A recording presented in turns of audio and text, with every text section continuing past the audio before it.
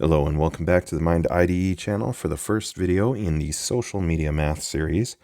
This series is going to be where we look at math problems on social media so that you can go ahead and impress your friends and family and convince them that you're the genius that you've always told them that you are.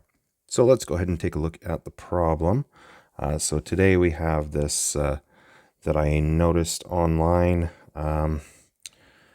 This is actually a pretty straightforward linear algebra problem.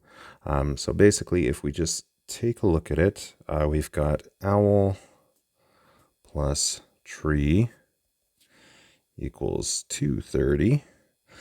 And we've got, or let's flip this around, tree plus owl.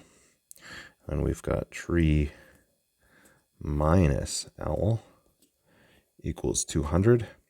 So I think the easiest way is if you just subtract these two lines, we get 0, and then we have owl minus owl is 2 owls equals 30. Therefore, or if we divide both sides by 2, an owl equals 15.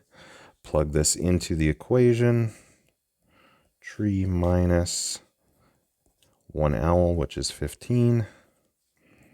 Tree, it's too many e's, equals 215. So therefore, owl equals 15, tree equals 215.